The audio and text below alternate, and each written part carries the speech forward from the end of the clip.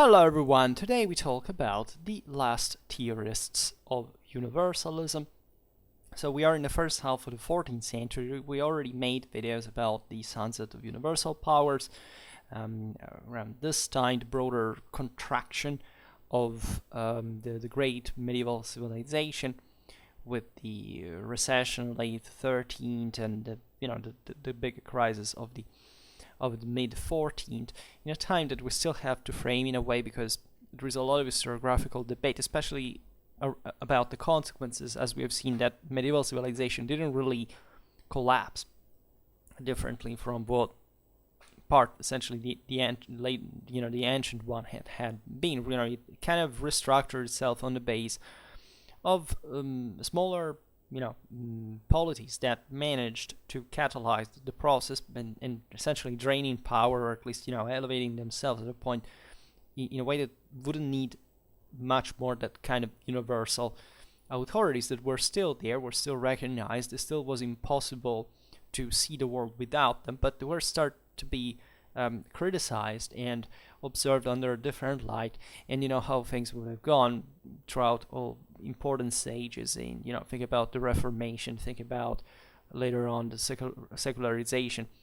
And this is a long shot, of course. We made videos about this, about the rise of national monarchies in general, right? This is normally a chapter medieval history that is introduced in manuals around the 12th century because of the feudal monarchies rather than rose, especially in the westernmost end of the old continent, and that together with others that were rising, were already there, frankly, would have, without any determinism and teleologism, but objectively be at the base of modern European nations. And so this is an important topic because it's not just about let's say thinking of the universalism declines, how it was beautiful before or how better it is now, and not realizing actually that it's always been both things at the same time in different degrees, right? But still today, and still in different ways, but still we are universalistic positions are not very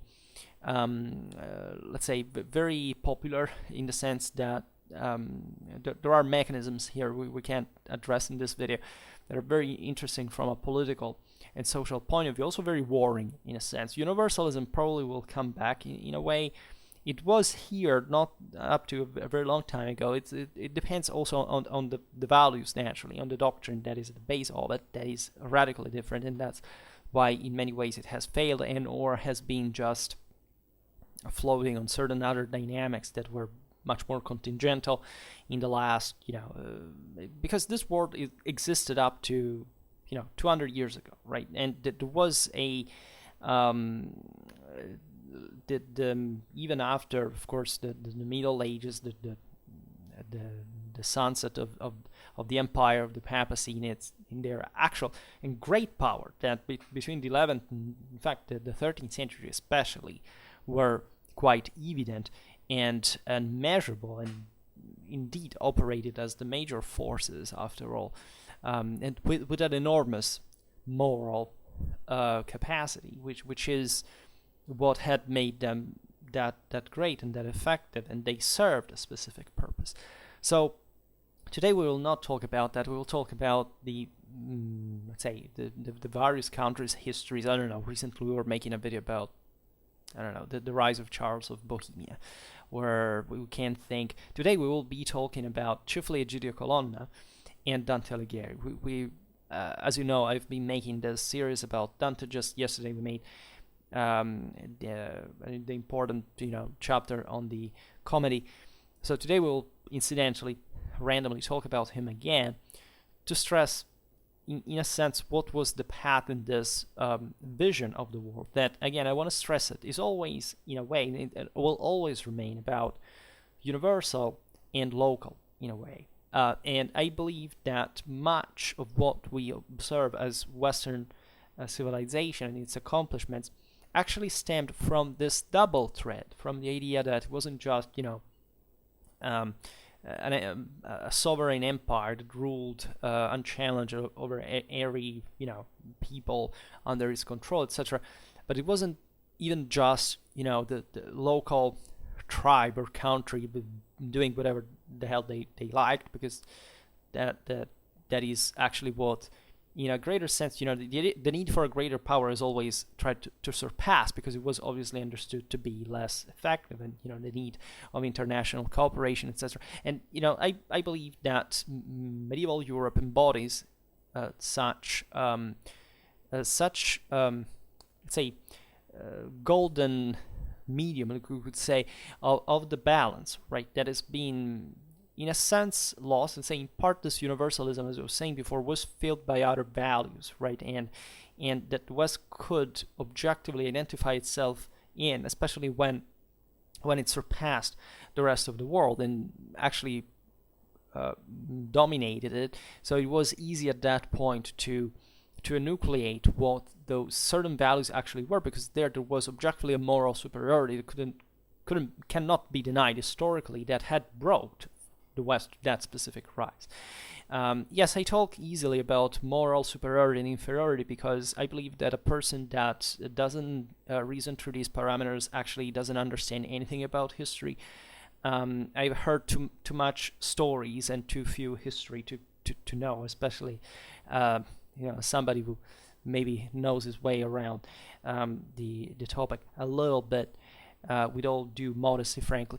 That's not a healthy, that there is no really another way of understanding history, with, of course, the important realization that it doesn't end to want something in order to succeed, but still that if you don't want something, you can't basically do anything. It doesn't matter what all the preconditions fundamentally are. It's a bit of philosophy of history I've been developing in the last year or so, and that I already had, kind of ingrained in a primitive form, but that, I'm developing further, and maybe I will make a video if you're interested in it, because there are important aspects of this all, and that we can't even frame within this topic. Without digressing further, but it's worth considering this long-term perspective. There was perhaps as the most characteristic of the beginning of the 14th century, right, and even in the international arena, let's say, the dominating figures of Boniface VIII and Philip IV, right? So we made a video about their struggle, say, which is importantly enough here framed within an actual alliance, because the papacy and France were at this point together joined as the greatest power in Europe, and that had objectively surpassed. And at that point, it didn't really take much, considering the disgregation of the German monarchy, the Holy Roman Empire, as such, right? So, in this frame, we've seen how essentially a king, such as Philip IV, had risen to certain regalistic ambitions that resembled more the ones of an emperor, right, and of a universal ruler, rather than, in fact, the king of a specific nation, which was surely well deserved considering French power at this point. What we're talking about? This was literally a domination that, albeit of course, say, made up of different realms. They stretched from the Channel to the Aegean Sea, right, passing through Naples, through the Greek principalities, and the Guelph alliance in Italy, and the consolidation of essentially the whole Gallic, we could say, territorial, what had been French properly kingdom, formally since Carolingian times, up to the south, with this important Mediterranean connection, and the alliance with the papacy, that in this sense had been a baton, let's say, of French power, and that, however, had also derived an immense power and prestige on its own, right? The papacy didn't need to get more prestige than they already had, but in terms of military power, if you look at at the Papal States at this point. As you know, the Church, we will have to make a video about the Papal States, but had never quite consolidated a state, right? The area had always remained very fragmented, administratively speaking, so that even if the Church was practically unchallenged in those territories, ever since fundamentally the empire had bailed out of Italy, especially in 1274, when Rudolf of Augsburg had fundamentally accepted to give up the Romagnol area that, you know, the important territories have always been struggling for. The German rulers have always been struggling for in order for recognition of his crown. The Church had dramatically consolidated. That's at the point where French power had become so strong toward the same Church, which happened right after the defeat of the imperial defeat at Tagliacozzo, and therefore the end, the quite literal biological end of the Hohenstaufen, with the decapitation of Conrad and the male line and so on. And so in this vacuum, there was essentially an Italian one, by the way, that the French had taken over, right? It had become hegemonic. These were still times in which, you know, universalism worked because there couldn't be quite a direct control, a centralistic capacity to actually rule on this. But the important was the axis in itself, and the way this Papal Angevin axis had managed to extend far and wide, because also dynastically speaking, I know that the crowns of Hungary, of Poland, had fallen in Angevin hands. There was an enormous banking power, that is the Tuscan one, was backing the whole machine. So it is within this context that, as you understand, there's basically nothing imperial left outside of Germany itself. And albeit the German emperors would resume their Italian policy, especially with Henry VII, then Ludwig of Bavaria, and partially also, but indeed at that point things had shrunk, but, you know, Charles of Bohemia, and later on, of course, this would be resumed in a way, but that idea of a super European power, as the Holy Roman Empire had represented by the second half of the 12th century, that literally could arrive to seize Constantinople, reunifying the East and West, right? It could have happened. Hadn't Henry VI died, actually Constantinople would have been conquered by the Germans.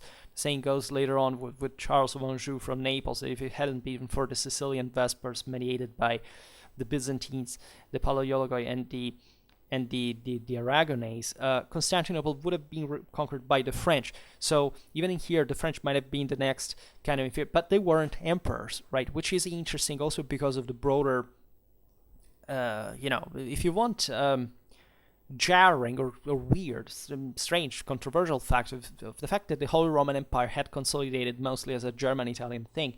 And the French, that technically were the ones from the lands of which in the northeast had, you know, created the Carolingian Empire fundamentally, had remained out, right? In the 16th century, we'll still see, I don't know, Francis I that could compete for getting the imperial crown, and eventually Charles V was backed more by the Fugger, so he was the next. But in theory, yes, every sovereign could have become that, right? You know, and you know, there was even a Castilian king of the Romans, right? And there were, you know, even the empire, in fact, was multicultural, multilingual. Think about Henry VII was, you know, Holy Roman Emperor, the most important ruler as a French-speaking dynasty, ruling from a Slavic kingdom within the empire.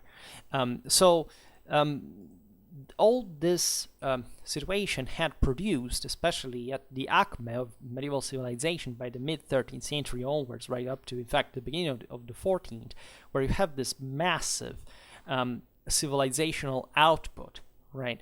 That is something utterly impressive by any kind of historical standard. The Middle Ages in this have produced something that we can barely sometimes visualize, right, as properly how impacting it was. That's the reason I was making the series about Dante recently, not just because of 700th anniversary of his death, and today we will talk more about the reason why, but in fact because exactly such thoughts about also the necessity of the renewal of the papacy and the empire along certain patterns, right, along certain lines that essentially were the last great one of a universalistic view were lost by the mid 14th century, right? There was a staunch radicalization from a political point of view that Dante would died, in fact, in 1321, and would have been disconcerted by, just in the next decade, by the acquisitions of Marsilius of Padua, that were radically saying things that the church shouldn't even own any property, or that were really far beyond. And this is kind of interesting because it is true that I specialize exactly in that time history, so I like to it's a moment that I know better than the others, but I can't help to observe so many parallelisms between the moment we're living right now and that one, right? A moment of crisis followed to an enormous expansion, unprecedented expansion in the history of civilization that produced a dramatically qualitative capacity that now is entered in crisis, is shrinking again, and is witnessing literally from sometimes years, a few years from another, a dramatic ideological turn, right? A sense of insecurity, and here and there, the economical crisis, the plague, this refeudalization of our world, right? So we don't have to give for granted things like democracy or the existence of a middle class. Sadly, is something that you have to be given for granted in the first place. We're always going to last, right? And I think that things, in fact, are going pretty damn bad in general along this pattern, because it's a moral problem, right? It's not an economical one, right? That's just the consequence of an attitude, of a mechanism that stems from, if you want, the rejection, the hubris, the prevalence of certain chthonic, irrational, Dionysian forces that belong essentially to those who are not in charge, of those who reject the faculty of command because they're incapable of using one.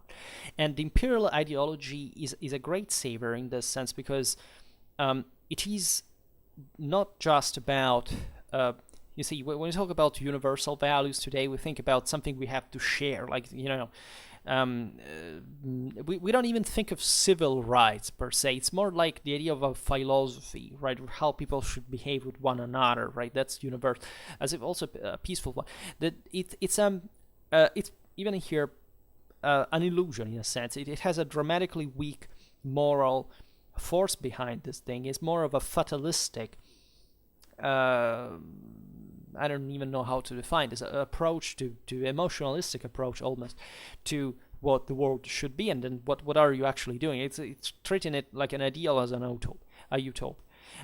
It's the faculty of command, the idea of an empire, the idea of somebody that has essentially to kill, somebody that threatens the values of the same civilization, when rises, in fact, also violently and disruptively in this process, is something that requires a dramatic burden and responsibility in training and education. That's why I complain all the time. People don't study, they don't know the world, they don't give a damn, because they're essentially morally weak. Yes, because when you don't have a moral force driving you, essentially everything seems simpler than it is.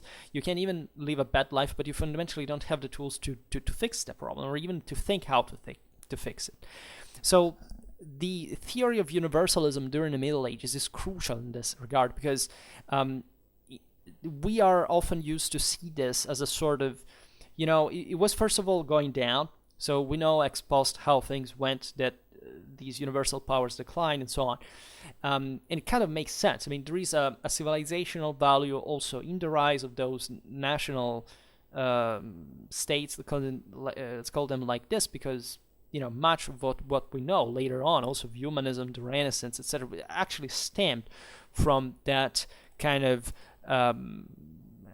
without, you could say, anarchic reality, right? That definitely spurs an incredible amount of values, and in order to cope exactly with that lack of unity, which is negotiation. There is something that, of course, has molded also our modern identity that's properly, and especially as Western Europeans narrowly meant.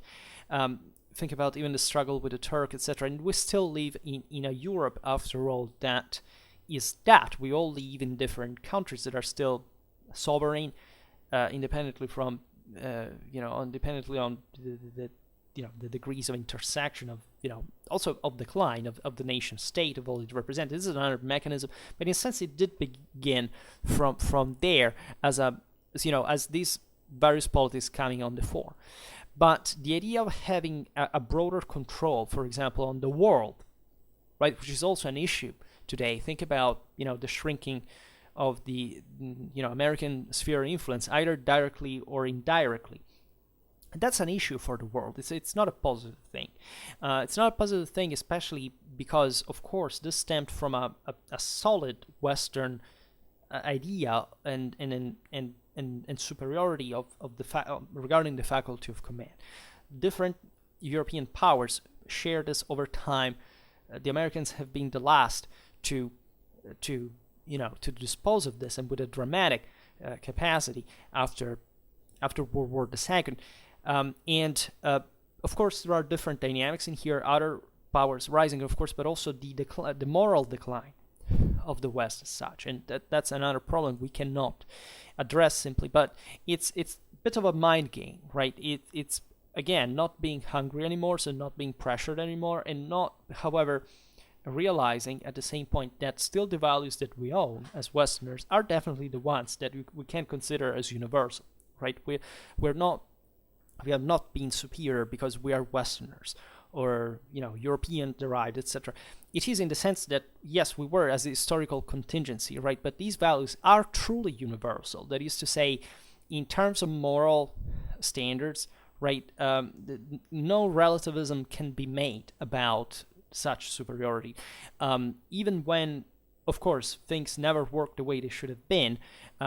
That's the rhetoric of the losers, right? Of the envious, of what all is being regurgitated from the lowest corners of, I mean lowest from a moral point of view, corners of the world, right? It can be internally to the same West, it can be from other areas that have kind of never had actually those moral pillars and scientific and rational capacity.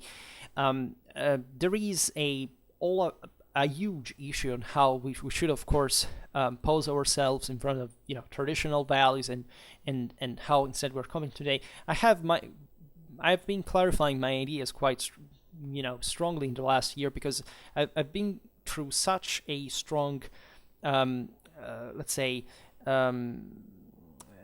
moral pressure that I think that having kept this thing going on, my research, what I do on here, other historical interests, other broader relations I've had with the world, could say that this is the next stage of what we should exactly come to discuss openly, and that nobody is quite doing, because you want to maintain the good relationships at the moment, right? And this is kind of a very miserable attitude that reveals that actual moral inferiority and incapacity to think the idea of the world, right?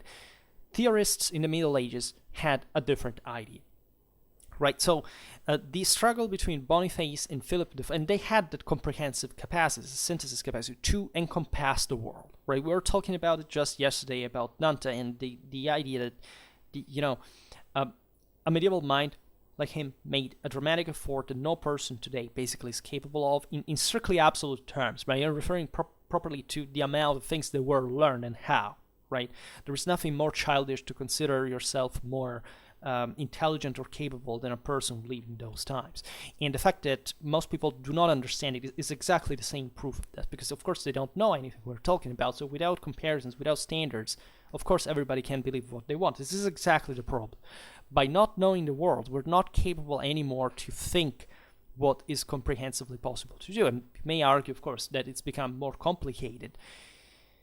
It is, but still we have dramatic means and a dramatic community to make things work that is exactly what we should investigate. And after all, in relative terms, there is no doubt that we had never been so uninterested about what the world is that in any other historical period, right? The Middle Ages are perhaps the pinnacle of this, telling the truth, contrarily to what is commonly believed.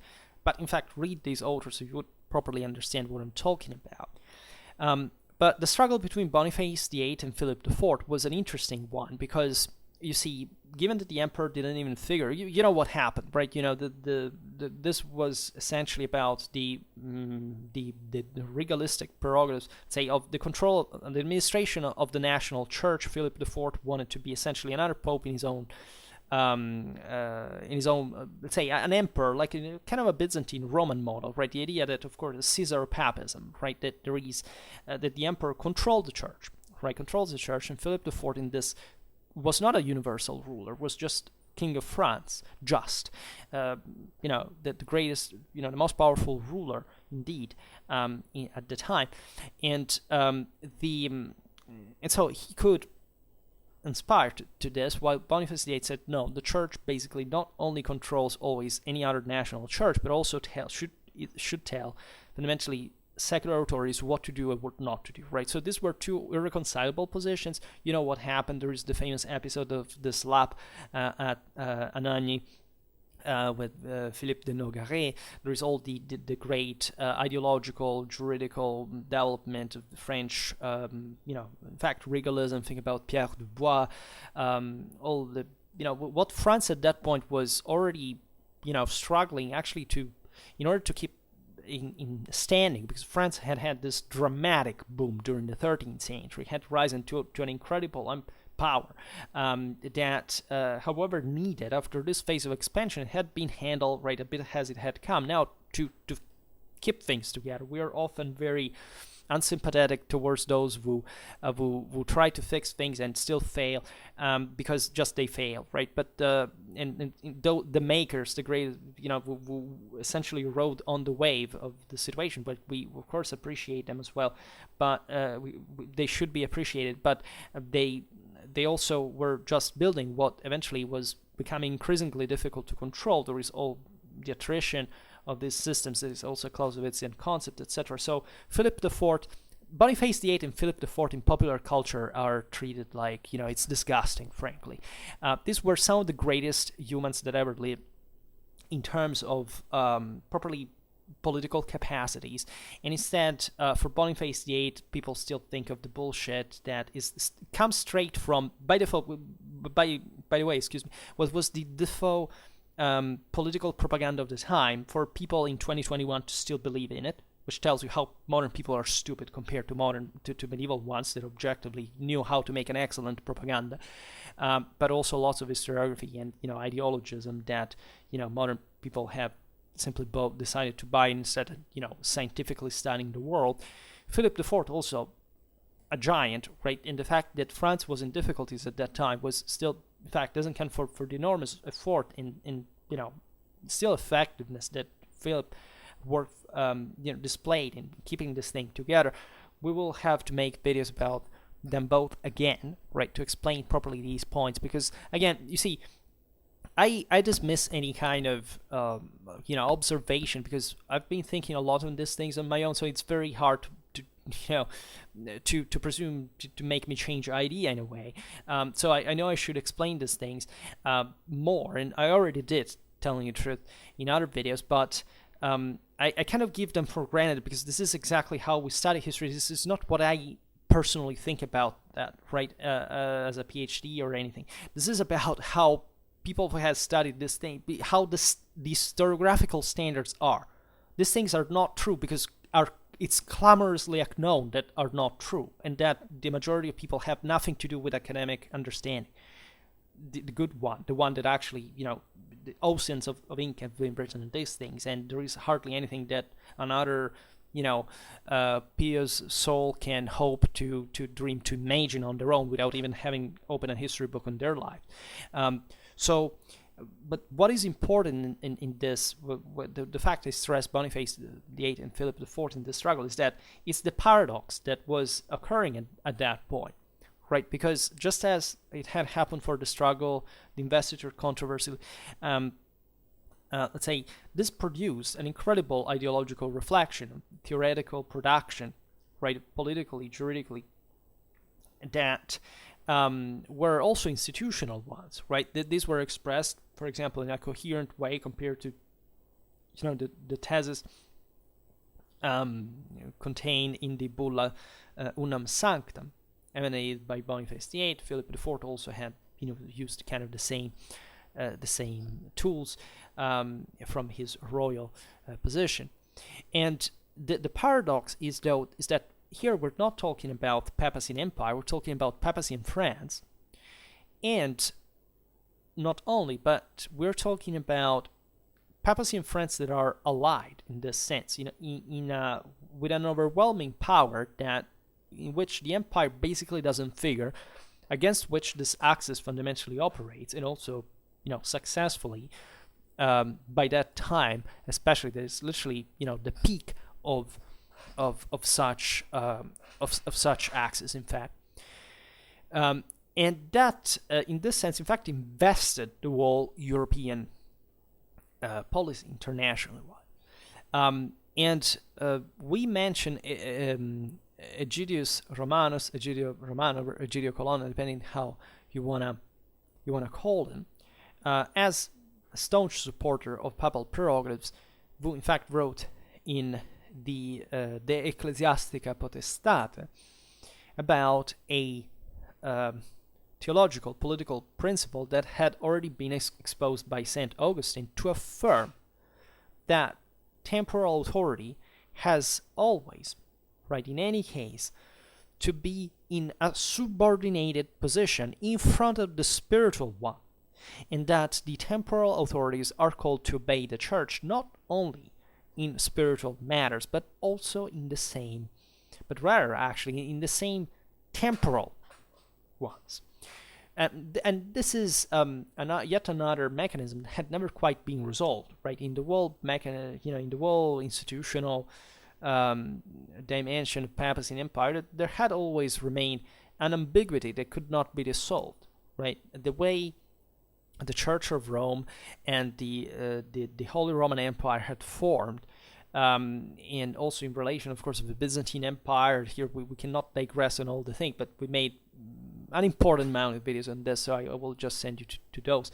I shall make a medieval politics playlist because that would be easier to find, but had never resolved the issue of the prerogatives. How much was owed to the papacy, how much to the empire? Of course, there was an inherent underlying logic that was recognized normally as the one, of course, that the emperor should mind about the temporal matters, is essentially about law and therefore war, because there cannot be any justice without violence, and this is kind of the ABC of any kind of juridical system: law enforcement, community reality, human existence, and there is no way around that. So that's why, of course, the whole thing was about a religious dimension, because justice only can derive from a superior principle and values and standards, and of course it has to be enforced. And if you cannot enforce it, basically this was the standard medieval times to actually say that God basically was, this proved by itself that God didn't want you to rule, right? And this is how things had gone, that fluid in a way, with the only difference that in the Christian world there had always been an ancient connection between, say, an ancient alliance between papacy and empire. This is radically important, because in the West, broadly meant, the idea is that in spite even of the struggle for investitures and all these things, nobody could ever even remotely question, but rightfully so, because it was nobody's interest, it would have been idiotic to to question the necessity of a temporal authority and of a spiritual authority. Right? That's basically the sap of any healthy civilization. There is no alternative to this. There can't be other way. It exists in any other community. It exists even today, right? It's just the actors, the entities, the agents are different, but fundamentally we're searching for the same things, right? It's just a dichotomic, double thread, as I was saying at the beginning, practically neurocognitive almost necessity to even make sense of the world in the first place. The problem is that these prerogatives were conflicting, right? The investiture controversy had been fought, for example, over the appointments of, in fact, of the investment, the appointments of the clergy, right? As you know, at Worms, it had in 1122 it had been settled with, I don't know, the fact that the papacy had that prerogative in Italy and the emperor had it in Germany. But as you see here, this was a compromise, was an approximation, because in a universal sense, why Italy and Germany? That should have been a universal rule of some sort. There were many ambiguities, as we were saying before, even about the nature of the empire in itself, like why did the empire was essentially just kind of a German thing, and why would other countries have even to consider at that point German power such as a prerogative? This is a more subtle. We made a video about this that is recently. That is a more subtle question, because not much because of the fact the fact was easily resolved on the basis of the evidence, as it was at this point, that essentially only who has power has the faculty to rule, right? So whichever power you have at that point basically deserve it for some reason, because even if you can't understand it rationally, God has wanted this for a reason or another. Maybe not because you're a good ruler or it should even exist or be in place. And this is in fact an important aspect we will see now, because that the communities could say something against you, and at the time there was no way, like today, by the way, to rule if you don't have the decisive moral support of the community. There is no way, right? No, always remember this. Any totalitarianism deserved itself, right? All the people that lived under totalitarianisms were basically responsible. I'm talking to peoples like the countries, right? Were directly responsible for it, right? And made it happen, right? So there is no way to rule any human community without its support. Right, there are those who have more power or less power, but that still embodies the majority of the people, because they have to cooperate to live. It's not separated polities or communities within the same country as such, right? At that level, especially at times of the nation state and so on. The same goes in the Middle Ages, of course, in a much more evident way. Think about the struggles of the German emperors against the Lombard League that ultimately failed. That were backed by the papacy. Say that that were in this sense also a papal work, because the Pope stood behind it, but also it was a broader international issue. All these powers received money from others and sent them to others. So it was naturally a much more complicated thing than we usually think it. But still, yes, with a rough degree of approximation, you don't see anything like a universal a single empire in Europe. I mean, and I don't have to explain this to you during the Middle Ages. But the relation between church and state had always been complicated by this fact that, of course, Christianity had never actually compromised with secular authorities. That is to say, there was a respect in the Judeo-Christian tradition towards constituted authority, right? There are probably passages in the scripture that stress this, right? This is very different from Islam, right? That has always a deeper distrust towards constituted authority.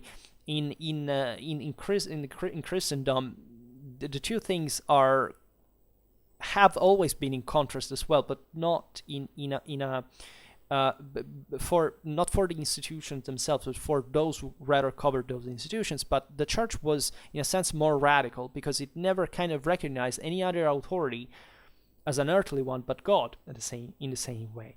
And of course, here we should descend into biblical exegesis and why what certain attitudes towards the Roman state. It was seen, as we'll see now, also by the medievals,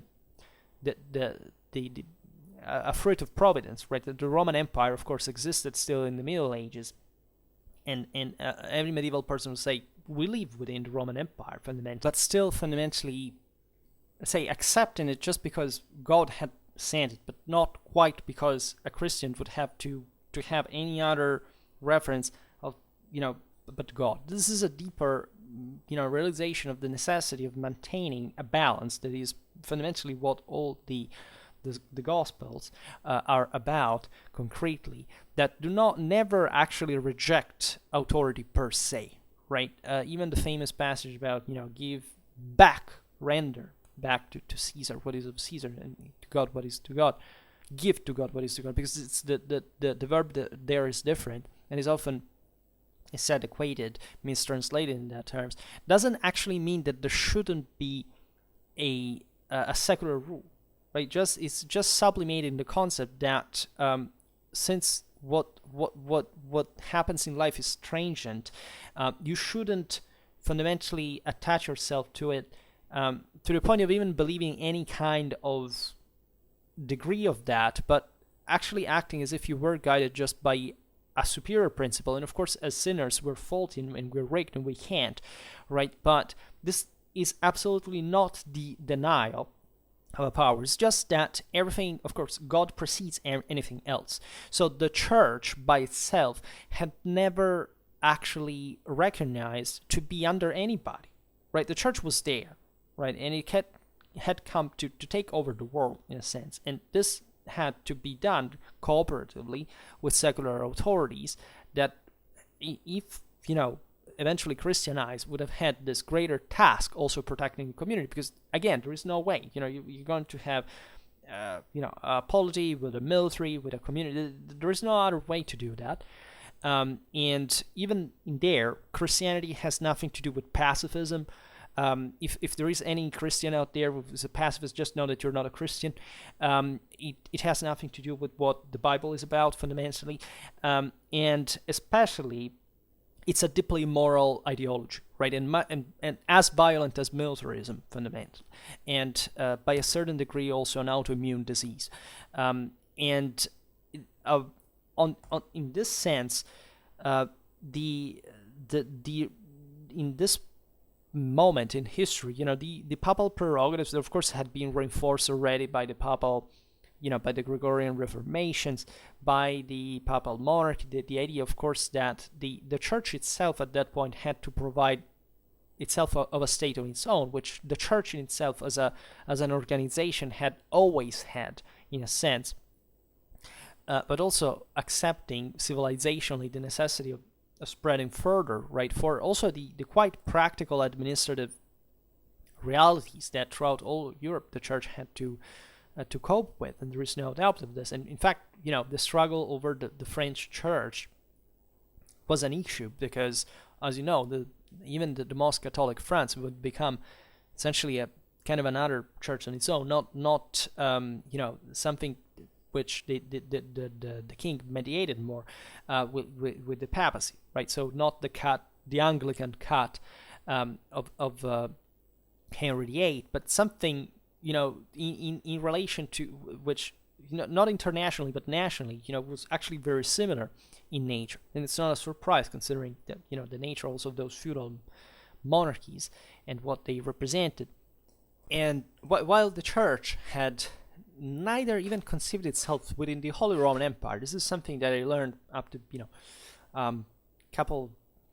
just a couple of years ago, that I thought, of course, the emperors believed that the church was somewhat subordinated, at least in its own possessions and estates, in, let's say, in fact, in the temporal dimension to the emperor. But the church had actually, even within the Holy Roman Empire, right, to include the Papal States is wrong, because the idea was that the Papal States, the Patrimonium Sancti Petri, was fundamentally something floating into a superior dimension, into a beyond that was sacred, and that therefore couldn't be touched, couldn't be framed within the boundaries of a temporal reality, which is quite fascinating because, again, of course, even the idea of maps of extent at the time didn't quite exist today. Today we need maps created essentially with the 19th century Victorian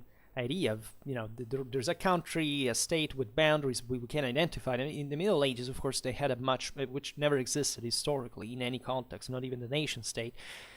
Of course, in the Middle Ages, this was even less evident, and the problem was to try to administer this all in a fashion that could, that could hold up, right? That could make things work, and that's why the necessity of the papacy in the empire it actually stemmed from a very concrete need, right? So Aegidius Romanus' work is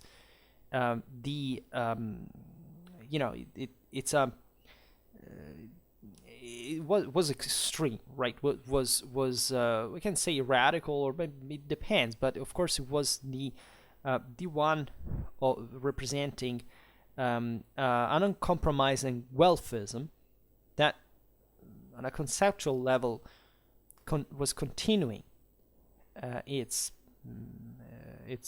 criticism against the imperial ecumenism, while in the concrete historical reality of the time, such ecumenism was over, right? Had faded, and new lay powers had risen at its own place. And this is exactly the context, because of course he was referring about France in a way, but also about the empire and any temporal power, because again, the church was separated from these all, right? But surely at this point there was no power. Let's say France was enormously powerful, as we have seen, and the papacy was perfectly allied with it because their interests strategically were exactly the same. And of course they were, as we've seen, against the resurgence of a German power, with which still the papacy had a dialogue, right, independently on the situation, because on the premises, because it was obviously the case that even within Germany, as we've seen, just in order to elect an emperor, there was always a party, a pro-imperial and anti-imperial party, let's say, or at least whoever was the emperor at that point. So obviously the papacy had always to cope with, the other party by saying, we will elect your own emperor, your emperor will do what we say, because that was the idea that the papacy had, of course, of the situation. But the risk of France taking over Europe at this point, and given the international situation, was not realistic, right? There was no way it could happen, not only because it didn't happen, but because by 1300 things were starting to be difficult, right? Not just France had this massive issues such as the Flemish rebellion, the battle, the disaster of Courtrai, and that was yet another very powerful blow in a secular direction rather than anything, because it showed that the system, has the same universalistic power had wanted to depict in the first place was cracking, right? Because who were those commoners to kill, to rebel to a king in the first place, and to kill the flower of French nobility? I mean, it was a radically violent subversion of the natural order of things. And it didn't actually bring to anywhere far, for that matter, but surely, from the Flemish side, in a sense, but from the moral impact of that, especially for France, that by until the mid 15th century, eventually would have been engulfed with the 100 Years' War now soon, as also the clash with the English had predated definitely the 100 Years' War. The question is, that had been the greatest power had been significantly crippled, and effectively in Europe there wouldn't be anything like a major one even later on, until France will rise again. In fact, at the end of the 100 Years' War, by the end of the 15th century, with its conquests in Central Europe and the invasion of Italy, the Italian wars in the 16th, all these things, like, there wouldn't be the risk of any other kind of hegemonic power, rising and taking over, unless you count the Ottomans in that sense, but they were in fact the counter. They were even allied with the French, but still significantly countered in that sense from the Habsburgs, in a way to show that also another chunk of Europe actually was fighting in another direction, right, and not just the banner of the pure Catholic. That they sacrificed Christian Hungary without too much of an afterthought. But that's simply how politics is made, and that was clever and rational, and you can't say necessary, because there's really nothing necessary as such.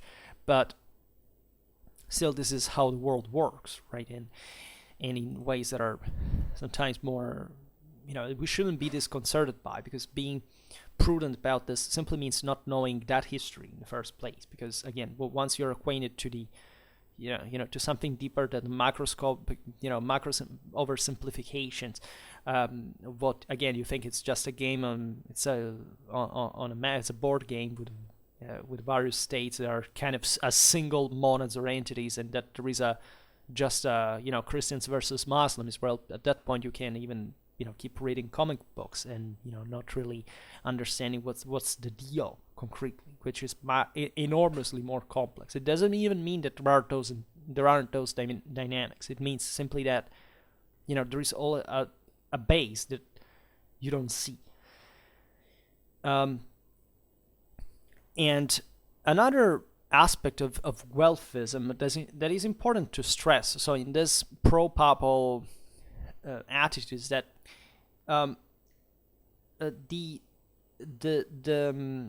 instances of the church reforming movements had always been against the temporal ambitions of the church, right? It's funny how still today people complain about the fact that the Roman Church was powerful, rich, corrupted, that is exactly as any single power that ever existed in the world, and especially at the time, absolutely. By actually, the church was much more advanced in administrative ways. It was dramatically wealthy. It had, brought forward, together with Saint Angevins, important bureaucratic advancements for open to modern world. So, aside from the dramatic civilizational output that the Roman Church had in Western history and identity, and aside any kind of anti-Catholic stand that one can take just by cultural background, this was a power like any other, and there is no reason that is one, from a mentally sane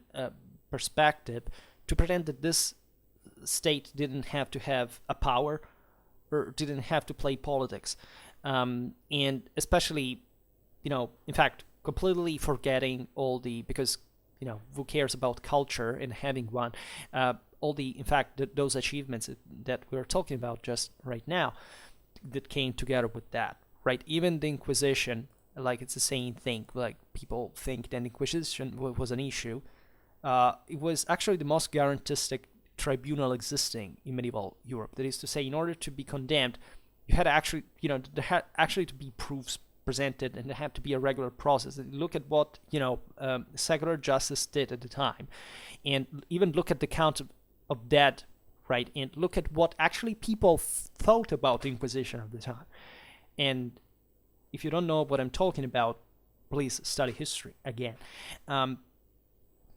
So the church had brought enormous. Think about scholastics, right? What is more civilizational in moral, scientific, and rational terms to adopt, to integrate systematically a science-based rationalistic philosophy like the Aristotelian one, in order to, and shifting dramatically what had been essentially the Neoplatonic, almost ascetic trend that Western Europe had mostly had up to that time, and that, a rationalism that not surprisingly expands every time there is a bigger power that needs to rule over a large amount of people, because of course, in order to do that and to progress further in the development of civilization, you have to if you want to rule a more complex system, you have to be more intelligent and more capable, and this is what authority has been again, overwhelmingly, when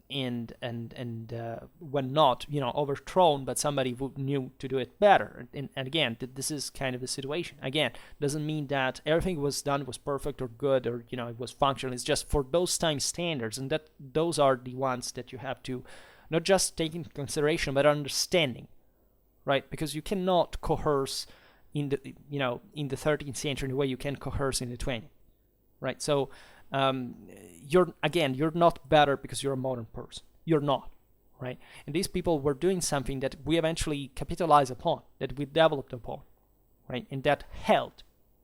And the church had withstood a massive, massive wave of Gnostic heresies during the 12th century. Could have easily taken over, disrupted the whole system. Secular power, spiritual power, France, the papacy had repressed this brutally and successfully.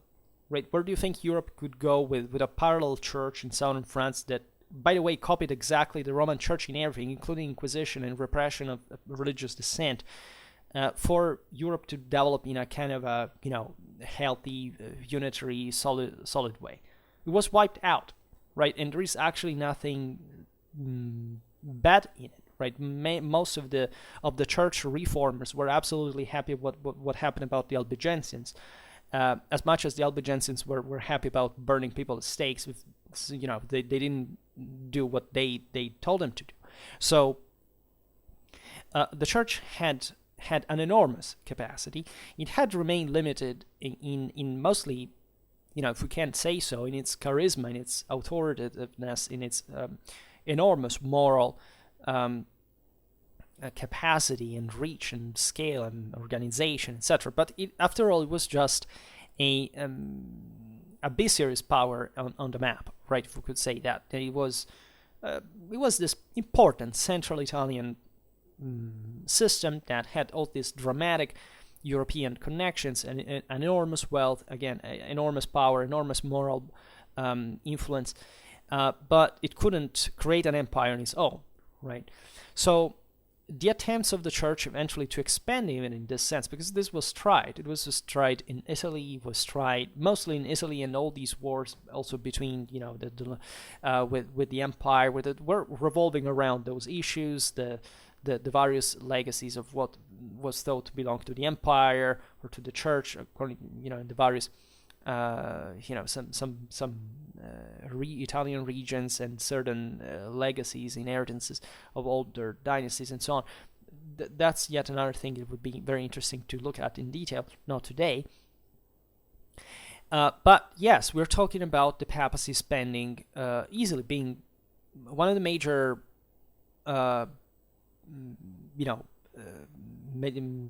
military powers of that time. If you look at the millions of florins they spent just, against the Visconti in Lombardy, the armies they fielded were the largest armies in Europe at the time. Yes, there is no doubt about that, right? The discounts are very often not made, but the sheer amount of money spent for war and this kind of attempt of creating essentially a papal signory in the Po Valley and securing that position was, reveals the ecclesiastic ambitions, right? From a very concrete point of view.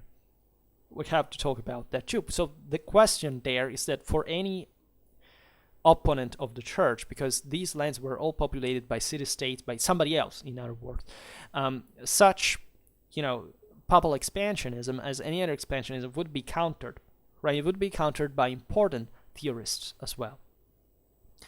And while the empire had, at least in theory, since Roman times, in front of medieval eyes, the prerogative of ruling the world, this was not true for the church. That is to say, they would have had to do it spiritually to, cultivate faith and perfect it and intercede to God and all these things. But, indeed, papal armies, 30,000 men strong, trying to conquer some of the major powers of the time, was definitely not, was definitely not part of the package, not part of the original ideology. The church naturally stressed its own purity, its own spirituality. So what was that, right? And so, in a way, the church could have never convinced anybody that Guelphism by itself was an alternative to the empire. Nobody had ever believed that. Even if you look at imperial ideology in medieval Europe was still strong. People still believed in it. There was something attached to the older idea of the faculty of command derived from the great deity of the sky, providing military capacity and glory and victory, and being attached to one people or the other that had, the Germans had a quasi-national pride because in spite of all their local divisions to the empire, right? Their Romanity, right? The eagle, the imperial banner. These were all things that were deeply felt, and that others said, if we need a police, let's use that one, right, in the war.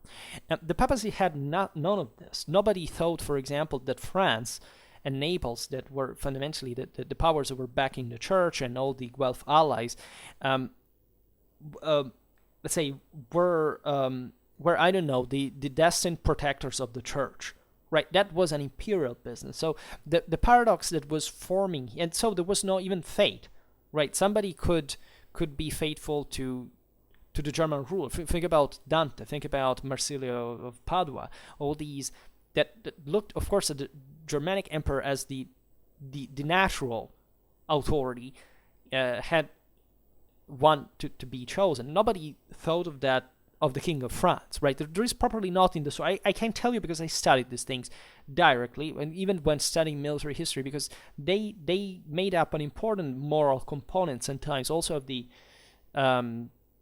of certain Ghibelline powers of their German mercenaries and so on, while France was just, managing its own business. France had, and it still has, by the way, to this day, an imperialistic ideology. It's part of their cultural background. It's how they were born. It's the Franks, it's the Merovingian kingdom, it's the Carolingian grandeur. It's how properly the concept of power was nurtured and developed in and applied in that country, right? It's normal, right? We have to be happy that there is a country like France, that they have the bomb, that in a sense we shouldn't be happy that much because in a sense they're still too individualistic. If we don't have a common European defense today, it's because the French made them, they aborted that in the 50s, damn it. But they do because they still have an idea of what's the faculty of command, what's their national interest, what their capacity of intervention in the world, right? Which is something which other countries should develop too, and hopefully in a European capacity, because a united Europe, in a true sense, with a common defense system, would be an incredible superpower. It's just we don't care, right? We prefer to make the Americans compensating for the money that we don't pay for NATO, and therefore they're okay with that because they have we have their bases in our countries, and they have their own interest in playing like that. So it would be a European. We are. I'm absolutely American friendly, but of course as a European I recognize that shouldn't be the case. That should be an international cooperation, but still a stronger Europe. It would be better for the world entire. And albeit I believe that the economic union is a very effective tool, still alone it's not enough. And we must develop a political, military, and even imperialistic culture in order to be essentially what I think Europeans have always been. Because let's be honest, the destiny of Europe is protectionistic and colonialist. That's what I think from a long time. And we are, as West, we don't lack the aggressiveness that for other mechanisms today is being diluted, but that in fact can be fully lost at some point. And together with that, what Europe properly means entirely. So reasoning about these medieval issues is important to understand also properly where we come from and what it means to lose even certain opportunities, because at the time this problem was deeply felt, like a power that was overrun by either the Ghibelline or the Guelph side was deeply felt, right? Was a regime change. You had to pay to somebody else and more each time, so whatever it was an issue. And speaking of Dante now, like on a different level, there was the the attempt of an extreme reconciliation between the papacy and the empire without, at least in appearance, taking into account the fact that this had to do with two powers that were changing in role, right? In a sense, there was a paradigm shift that wasn't, like today a little bit, wasn't quite understood. This is present in the De Monarchia by Dante Alighieri, who, as we have seen, was, in his genius and the author of the greatest work, medieval civilization, still anachronistic for his own times, and he couldn't but be anachronistic. It's like saying that we are anachronistic because we want a universal empire or something like that today.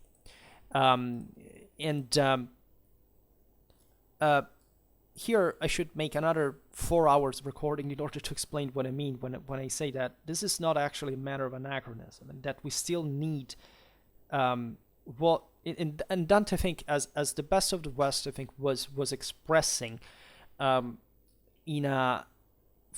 a very rational and logical position. That is to say, he was anachronistic because the great century of universalism had been the 13th. Right, when he was born, things were already going downhill. Right, when Dante was 1 year old, the Angevins took over Naples from Manfred, and 2 years later, Conradin was beheaded on the market square of Naples by the French. So Dante was a Guelph, as you know, on paper, but technically he believed more in the empire than not. The De Monarchia is a great work that is definitely, in fact, retro for this time, as we've seen, but also a very important political reflection, even on the actual situation. As we've seen many times, there's the first video about I made on Dante's life and historical background, etc. So you can check that out if you want to listen to me, dispensing knowledge about all this. But it's a very important context. Without that context, you fundamentally cannot understand most of Western history, and why this work was written, and why Dante was the way he was. And so but to make the long story short, at the end of the 13th century, when he was an adult, he decided to, but for that matter, it was also a familiar policy, to militate in the among the white Guelphs, right? That is to say, among the moderate ones that actually wished for a reconciliation with the Ghibellines in the superior interests of Florence in that case, and that they, because this thing was also present basically all over the other Italian cities, because paradoxically, yes, Guelph and Ghibelline was an idea born in Germany because of Welf and Weibling and all these things, but it was more, it actually was developed as a political theory in Italy for many reasons that today we can't even discuss properly. But in that case, there were much more concrete reasons, right? The fact that the rising importance of Boniface VIII and Angevin, the shadow on Italy. So the French Angevin Neapolitan one on the west was of course trying to seize, by the way, the golden apple, Florence, right? The richest city in the globe at the time. So obviously the Florentines resisted that, and things didn't actually go well for the whites, because eventually Florence was taken over by the black Guelphs, and who were actually a bunch of oligarchs, right? So this is interesting about that. They were the great bankers. They were the ones that had profited dramatically for the subcontracts of the Angevin conquest of Sicily, of the Sicilian grain exported all the rest of Europe. They had made the big money fast, right? And they had risen as these main managers of the whole system, but they were also very jealous about their own state, and for that matter, yes, they were now fully framed within the Guelph bloc, but still they were very cautious at making the right choices. And in 20 years, effectively, in fact, when Dante was about to be recalled after the exile and before dying, actually, they were trying to get rid in this broader collapse, shrinking that was happening because of international crises, including the ones starting from the Florentine ones as well, the Neapolitan banks and all these things, from Naples, from France, right? So from the papacy, and starting to act as fundamentally what Florence would become as the provincial state in Tuscany and so on. So these were also very quick changes. Right? It's important that there were some structural collapses in the whole process. So in theory, this was the thing. The white Guelphs, like Dante, were like, let's start from this. In reality, white Guelphs means literally, without any exaggeration, Ghibelline. Right? Many people get triggered about this, at least those who are interested in, obsessed with things like me, because they say no, the white Guelphs were believing something else. Yes, theoretically they were believing something else, but when you see any white Guelph, you know that in the game, in the international game, they were actually always allied with the Ghibellines, right? You don't find any white Guelph power that fights a war, for example, like the tense that were happening simultaneously in Italy at the time against a Ghibelline power. They wouldn't, right? They were allies, and every time you find, the Guelphs fighting, there are always against the Ghibellines. There are always the white exiles that fight against the black Guelphs, and there were also other sub, divisions and so on. But the core is the fact that, as Dante himself proved, that fought against the same Black Florence at some point during his exile. The equation was simple there, right? And theoretically, though, what was the point? The white Guelphs were kind of, in theory, more democratic, right? They still believed that there had to be a balance between the papacy and the empire, so that individual cities could, prosper in a pacified reality. Of course, still the cities would have kind of fought against one another, so the emperor would have had to mediate this, and this was an opportunity, of course, for the elites to be co-opted to rule the empire, and to have a much broader. It would have been objectively a beautiful thing to have happen in a sense. It doesn't mean that there would have been abuses and so on, but it was the ideal. Right, the utopia, even if you want, and so that idea that just because nobody likes the new riches, right, and so the attempts of the great oligarchs just to to lock, right, and from their position to rule eventually would serve some purpose, because humanism, the Renaissance were born in the same Florence under that kind of government, right.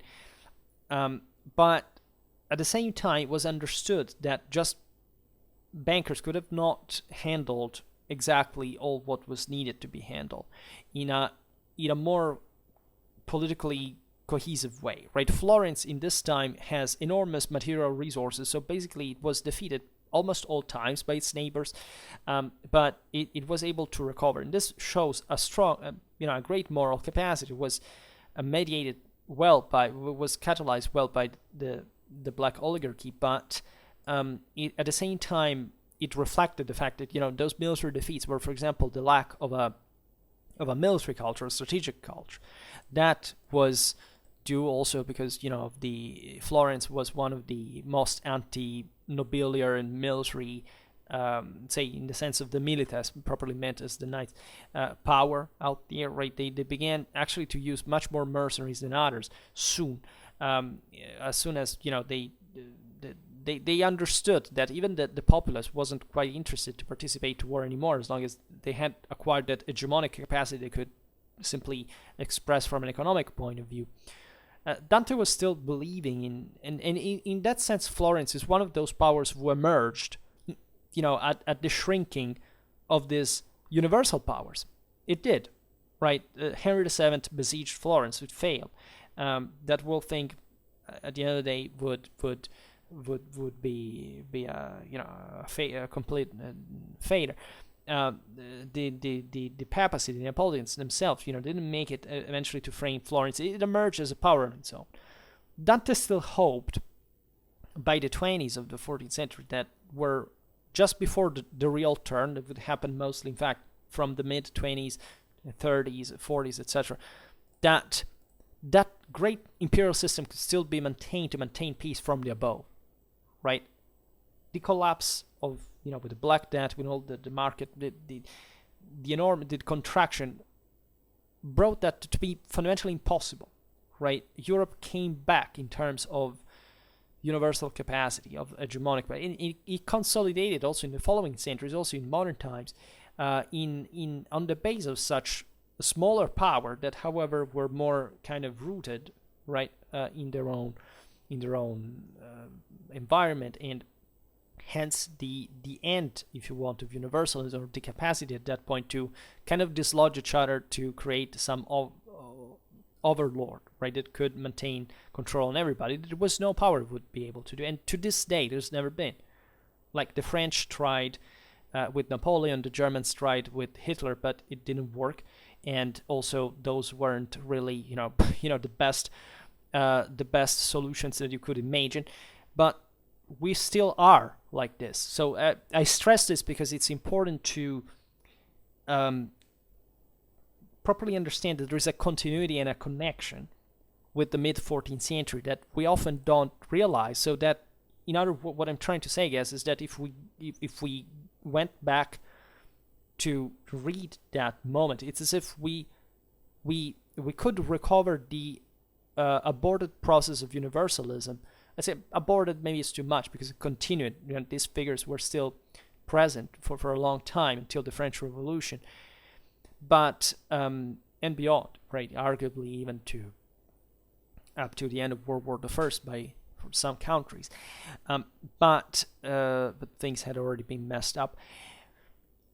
But that we could recover that universalistic understanding of the world. That's why yesterday we were talking about the comedy in such heated way, because that's where we should draw. It's like a universal vision entails a qualitative superiority of the individual. It cannot be just by delegating something else. You have to make it work. So in other words, if you go read those works, if you go read these thinkers and what we're actually saying about the current situation, you can find the connection between them and us in a universal project, right? And this is fundamental, in my opinion, for Europeans, for the Westerners, for the world in general today.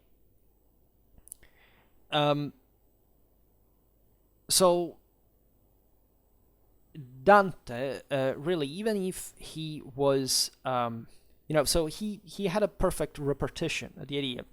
Fundamentally, the emperor has just to think about law, justice, and its enforcement, and the papacy about faith, matters of faith.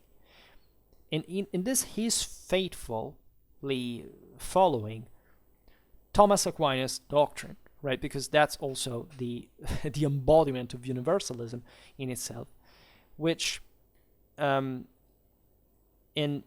at the same time, he still recognized the dignity of the role of the imperial powers and their autonomy from the spiritual ones, right?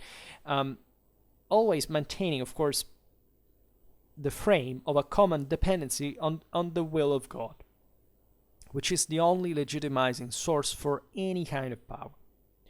So these are not autonomous powers either, right? There is an important connection here. We are obsessed by the idea that states are the sole source of any kind of morality or whatever.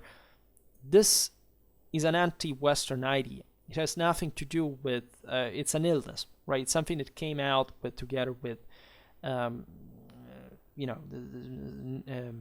nationalism, statalism, atheism, everything that has fundamentally cut that comprehensive need of understanding the entirety of the world in order to make things work, even at a local level, right?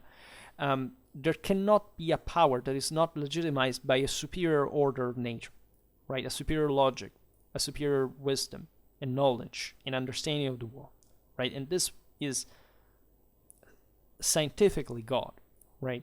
As it is used civilizationally and foundationally so. So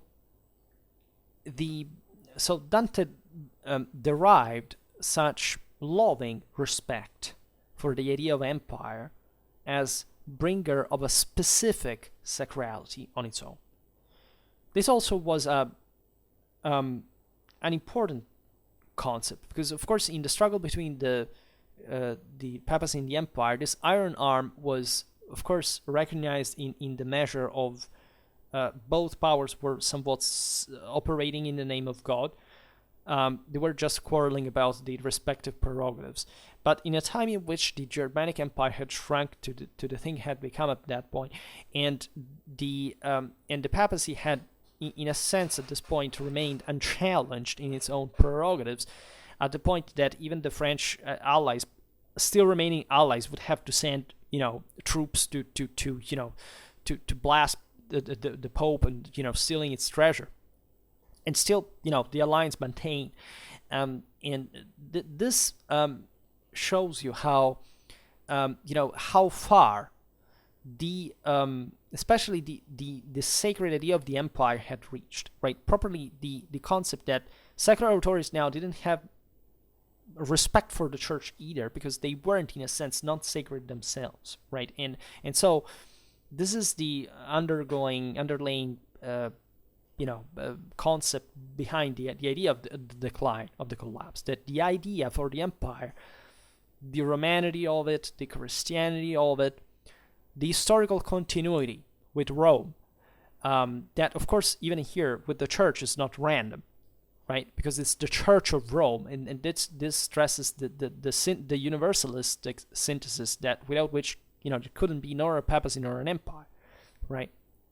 But the fact that the empire, as being provided by God, and not by what the popes at that point were saying, that is to say, it was to be delegated just by the Pope in a certain sense, had a sacrality on its own, had a superiority that was obviously already in Dante's times not mirrored by reality. The Germans weren't as powerful as the French at that point, and very far, very distantly so. At least by the second half of the 12th century, were comparable, and the Germans actually had achieved even a greater power. But at that point, what was this where was this empire, right? Dante's work is dark in this sense, because it's understood that there is something that doesn't work anymore, right? But the idea that there is an emperor that is endowed by God with this faculty of command, that shouldn't basically, that it's not much about resisting towards it or not, it's about the fact that you have to respect that it exists, is a deep Christian principle that had been developed ever since the Christians had been essentially legalized and had began to cooperate with the Roman state. Because the Roman state was, for Dante, of course, had been providentially disposed by God to prepare the world for the incarnation of Christ, and thus to conversion, right? So Dante was a great fan of this unifying project. He loved Augustus, for example, and he understood that the Romanity of the empire, on the base of theological and historical evidence, had been designed by God in order to, of course, spread the Evangelium. And it's hardly difficult not to see, right, how this wouldn't be the case, right? Even if we studied actually what the Roman religion was ever since, right? Independently from Christianity, of course, was different in so many ways, but in the broader history of religions, it's not much about the differences, but how much there was in common, what actually the Romans had achieved, right? Modern people today don't understand the Roman Empire because they have a kind of secularistic, atheistic view of history. They don't realize that they see it as an empire as another, right? Just rulers will alternate. not really. There was a deep qualitative superiority in an empire that achieved what no other empire, not just had ever achieved before, but no other would have ever achieved, right? I know that kids nowadays count on the internet just because they have, wherever country they come from, they wave their flags and say, no, because my empire was better because they did this and that, like, it was more extended, or for me it was great, even without explanation, because it's theirs, right? That's historical narcissism. That's narcissism, just put it bluntly, but it's properly historical illiteracy at the same point, right? Because we're not able to make a historical exegesis worth of this name on the base of morality. And because, of course, we've been told that morality has nothing to do with the way we study history, that even if it did, it would be bad. It's not bad at all. Because without moral standards, you don't have scientific standards either, right?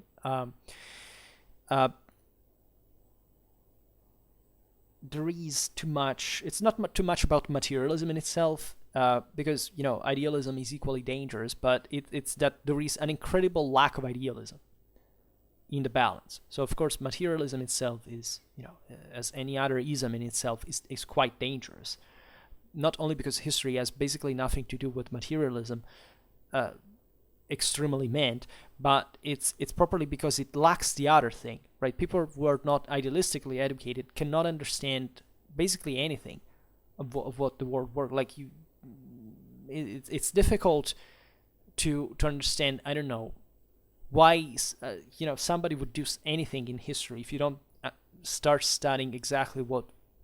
And it's difficult to do so. What the moral background of that individual was, right? But that's the thing that we constantly overlook, and it's part of the reason why also our, we're failing politically, because we can't understand the world more than history. Of course, history is necessary for that, but anymore along that pattern, right?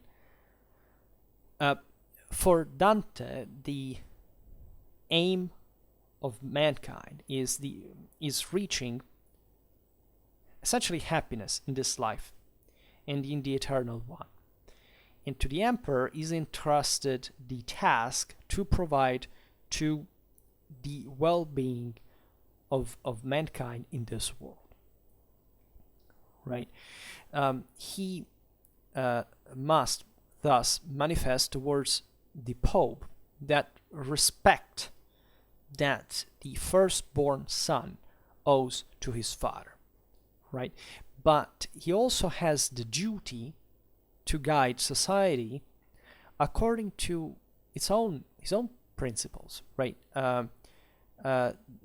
Say principles that are proper to the temporal necessities, that are different, even if not contrasting, on the contrary, towards the specifically spiritual ones of the Pope. This is fundamental because you can argue that, of course, the aim of anybody is to achieve something, right? And that's exactly the point. In order to be happy, which is not quite an aim, but, if not as asymptotically, it's like, it's the idea of total war, in a way, or absolute war. It's something you have to tend towards in order to make something, from that case from a strictly military point of view, but fundamentally it doesn't mean you can attain it.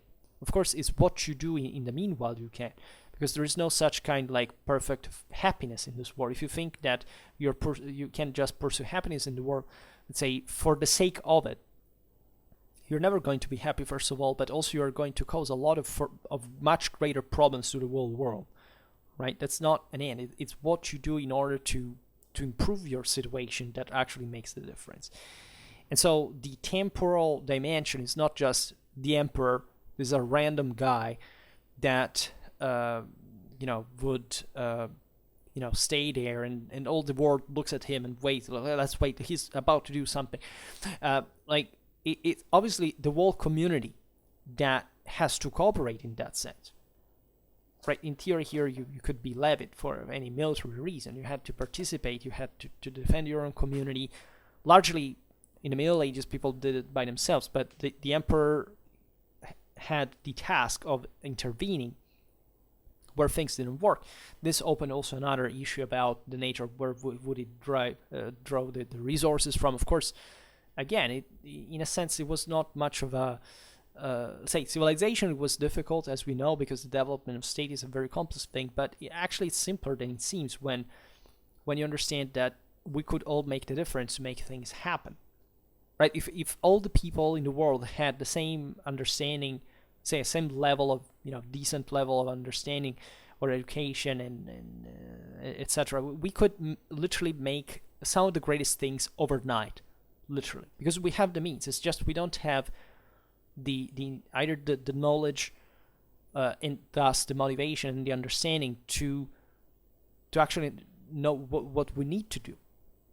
Do you think it would be difficult to double our GDPs overnight? It's actually not. It would just take to be a decent human being, which apparently is not a very fashionable thing to do. And literally, I mean, with the self-discipline and rigor and understanding and capacity, it's not like immediate. It's not saying that it's just these things can be solved just by but let's say all problems could be solved by that, but the acceleration of our capacities to solve them, that would be dramatically easy to increase. So inspiring himself through Thomas Aquinas to Aristotle politics, Dante postulates the necessity of a monarchy, and thus he passes on to expose the reasons for which the Roman people had conquered by itself the right to guide mankind, right? And the reasons for which the emperor receives his own power directly from God, right? And so this is also radically important. There is no medium, as the church instead was claiming, between the God and the emperor.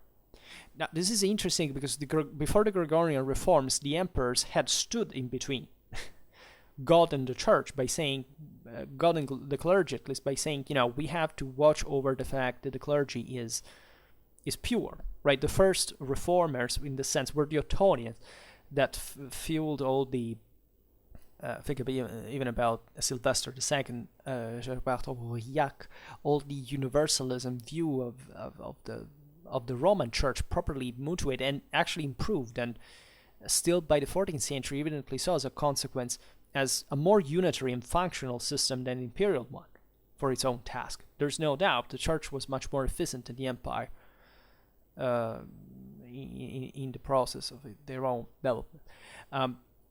Especially given from which basis they started. That's not because it was easier for it would have been easier for the empire, but still, what the church could do just by, spiritually, right, to invest the continent with its own policy, and how this, as we've seen, is possible because, there were mechanisms that favored it, of course, but that made it necessary, like somebody was accepting them and exploiting them and, kind of benefiting from them. But the idea here is that the emperor has to respond only to God of his own action, right? And in fact, to the image of the sun and the moon that was typical of the Guelph-Ghibelline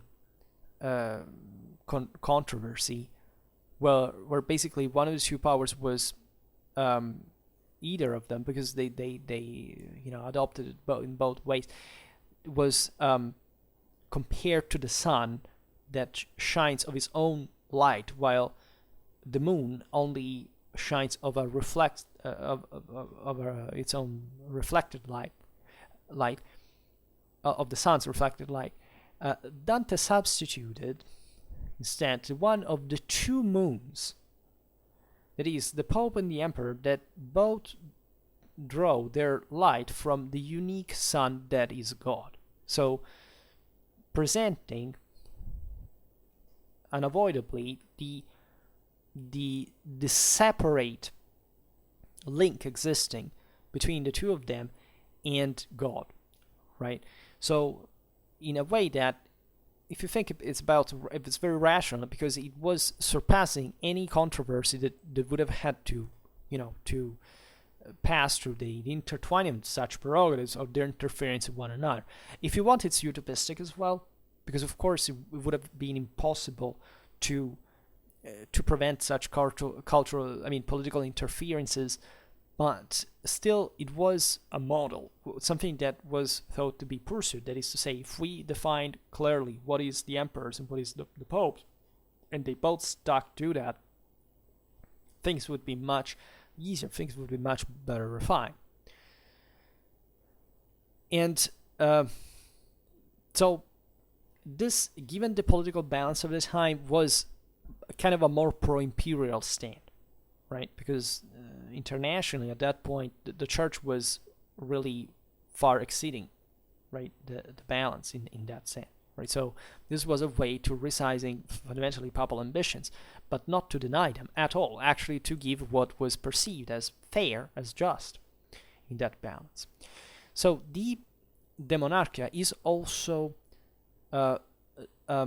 Dante's maturity work, right? It was the only work of the big ones, except the comedy, fortunately, that was actually finished as a treaty. The poet at this point had already accepted the hospitality of many great lords during his own exile. Lords such as Can Grande della Scala, Lord of Verona, and head of the Ghibellines of northern Italy. At least he was imperial vicary together with the Visconti of Milan, that had been endowed by this, entitled this by nonetheless than Henry VII, and that had recompacted the Ghibelline front with the revival, the German, the Roman expedition of the German emperors. And they were struggling, in fact, against the Guelph alliance at this point. And Dante, as a white Guelph exile, in this sense, was struggling, from the side opposed to Florence itself to overthrow the Black Guelph regime. That wouldn't happen. And there is no doubt, as we were saying before, that Dante was a Ghibelline at this point, right? As a white Guelph itself. Of course, he didn't particularly like, as a Florentine that was habituated to a much more, let's say, democratic system than the lordships that were fundamentally personal. These were autocrats, or at least there were dynasties that were ruling over communes and in the vast of lords, in fact, with courts, but all properly much of a. You see, Florence had the strongest, say, at least the wealthiest middle class in the entire Italy. In a place like Verona, it was kind of normal for, in the whole area, for the feudal element to be still to be stronger, right? The La Scala weren't actually they weren't noble by origin, but let's say that the models that were inspired was still much more aristocratic one. It was typical of the great lords of Lombardy, right? They were different from the citizens of Tuscany in a sense. I'm brutally cutting the thing. It's never. They were actually very similar, but there was a different political culture, different temper would be. We made a video about this, by the way, about tyranny and freedom or liberty, actually, during humanism. Something would have developed, especially in the second half of the 14th century now. But after these issues, in reality, however, Dante in his last years was, let's say, looking with, apprehension to the new people with the sudden earnings, the newly rich, right? So this emerging financial and mercantile classes emerging in the communal world, and the whirlwind, right? The advancing whirlwind of an economy connected to the liquid capitals, right? That seemed to submerge the ancient balance connected to the agricultural and feudal economy, there is a passage in the comedy in which he laments this, the fact that, now the Florentines were all corrupted because they were all rich before, everybody was content just of wearing modestly. His issues of the sumptuary laws that were important because, in fact, such wealth meant power, among the other things. And so also the risk of undermining that kind of, if you want more kind of idea of freedom, of the individual freeman that in communes had been born as a community of freemen in arms, by the way, because, the military roots of Italian communes is very well historiographically ascertained. The idea it was a privilege and a duty to bear arms, right? At this point, there was, again, as we've seen, said many times, actually a refeudalization of European culture, and even the Italian communes that were the least feudal of all these institutions were actually becoming feudal in as much as their patrician elite was becoming ever more powerful, at the point even of, think about the Visconti or the Medici, or any other that began to marry into royalty in Europe-wide, while the other, the people were just depending on these great magnates and their wealth. So it was like Dante posed there a question, is to say, how do we make this work, right? Shouldn't it be like today? I think I don't like the idea of a new feudalism, frankly. I believe that again, and the reason why I rant so much against lack of education, etc., because I believe that the more individual people are educated and motivated and intelligent and rational, etc., and the more we can benefit from that. All the great civilizations in history started from essentially a strong middle class, right? Which doesn't actually mean, even in there, in fact, the thing didn't eventually corrupt itself, or that it was already corrupted by that point. But the idea is that if there is an equal interest towards the outside, based on basically the similarity of your own position, you can have a greater political cohesion, which is also the military, what makes military effectiveness. And so the capacity to not to give power just to a single individual who decides for all the others without even a process of control, which is instead what seemingly is happening today, right? To say give more power to the state, and this power is not going to be given back. So, and the state are other people, fewer people. And even though I sympathize with the elites, because the elites were clever and capable and were the best of society in that sense, at the same time I believe that the elite should struggle in a sense, not to undermine itself much, but still to show people how necessary it is to recuperate an individual quality in order to maintain control on yourself. Because if the idea is that you're told that you've been born hopelessly disadvantaged and there's nothing you can do, your moral capacity is nothing. Basically, you have lost being, an independent individual, right? It kills your own. And today we definitely have much more opportunities than ever before in history just to be successful individuals, independently from whichever our precondition is. And most of the talk that says otherwise is just whining. A lazy whining about the fact that, they don't want to struggle, they don't want to work. They don't want to produce. They don't want to understand that in order to make the world work, you have to work really a lot, right? It's not about how many hours you stay in the office, but how much you actually produce, which is something you should make your brain work in order to sort out. Not thinking that something is due to you, like an average wage or something, because, you're special. Why? Have you earned that money? Who's producing that money for you?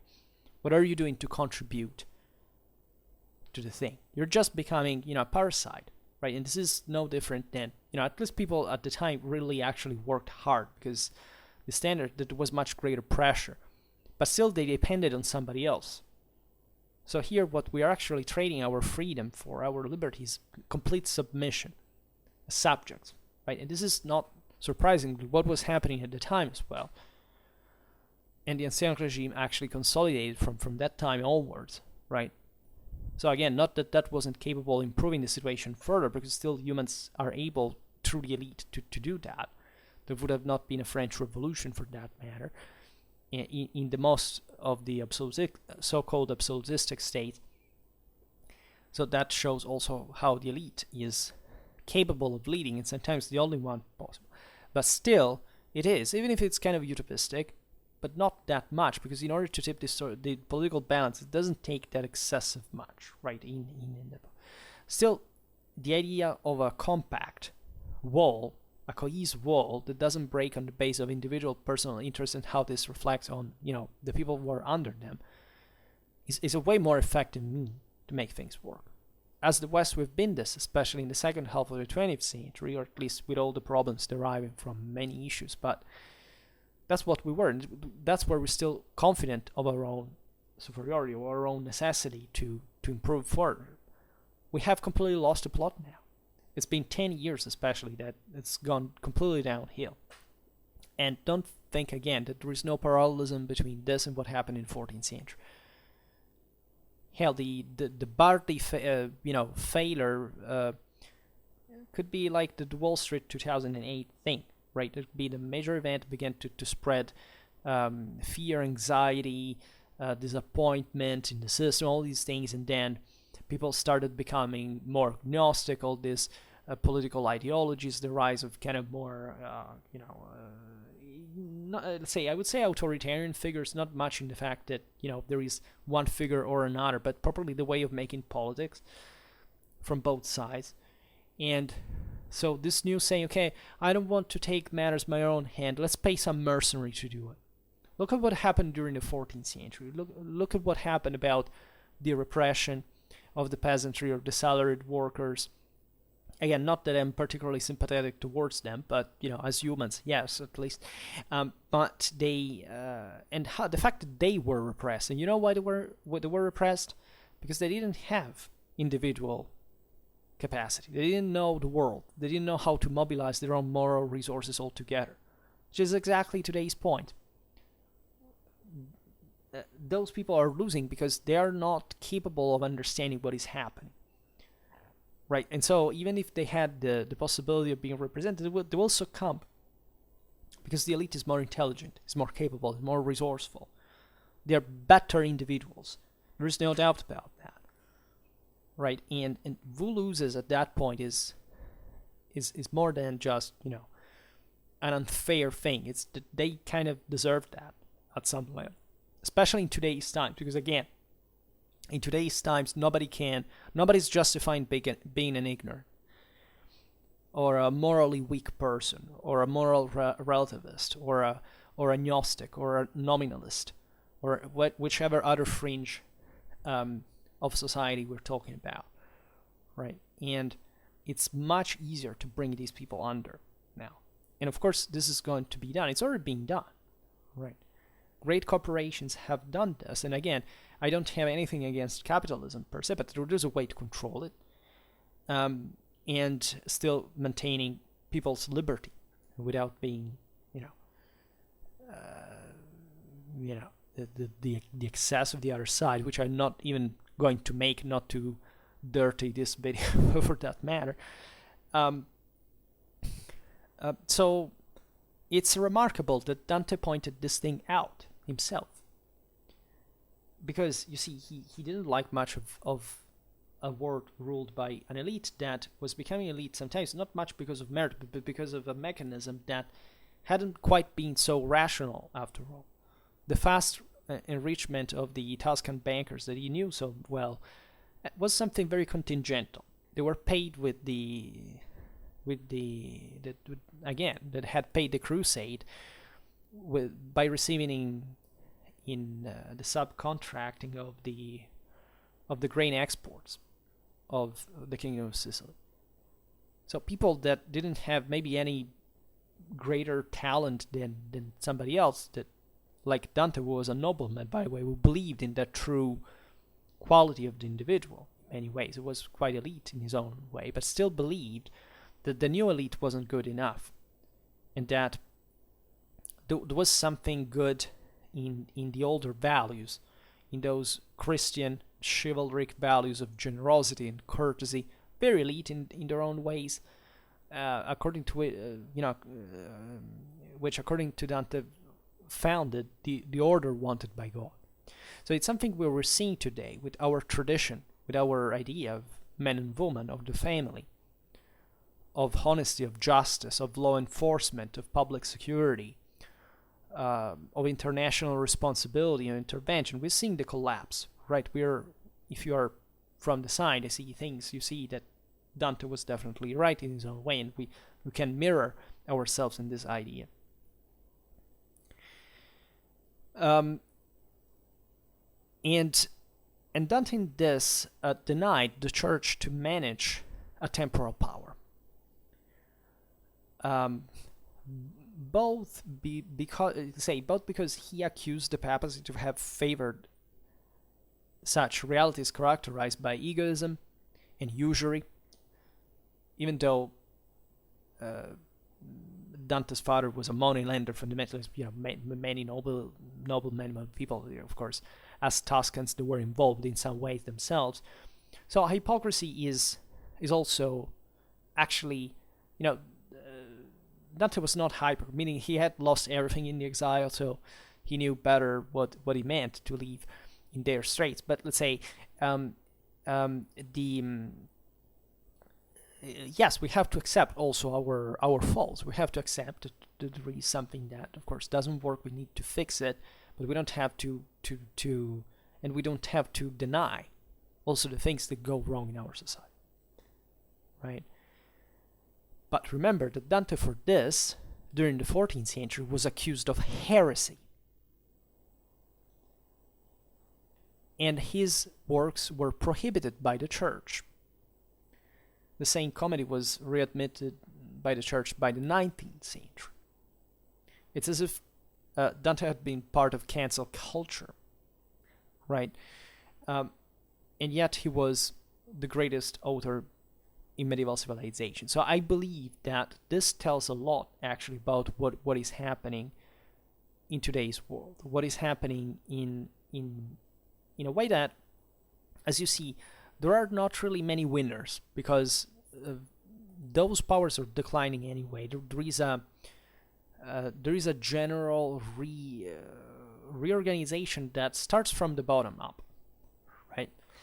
And we can't say how things will go, because of course we can't force too much the comparison. We cannot predict the future. It's just that what happened at the time, and compared to our own times, is dramatically similar.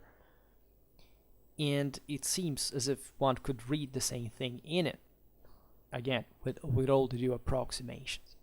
But it's important to reflect on this aspect and on the necessity that we have to understand this part of our own history, because it doesn't matter where you come from. This is not just a European or Western thing. This is the fact that, again, this is a universal thing, right? So wherever you come from, you somewhat can participate to this for yourself, for your own community, whatever. So I believe we should lend our ear to the past, to the people of the past that were just people like us, who were trying to solve the same problems we have at the end of the day. And especially at this point are beautiful to read, also with their extraordinary modernity and with all also their medieval flavor, definitely, but in a way we can recognize ourselves in quite easily, right? And the story went on, and we will see better what to talk about in other videos. But for now, we stop it here. I just hope that you enjoyed this video. If you did, please share it. Otherwise, leave a like or subscribe to my channel if you're interested in my upcoming content. And for now, I thank you heartily for listening to me. I wish you a nice time and see you next time. Bye.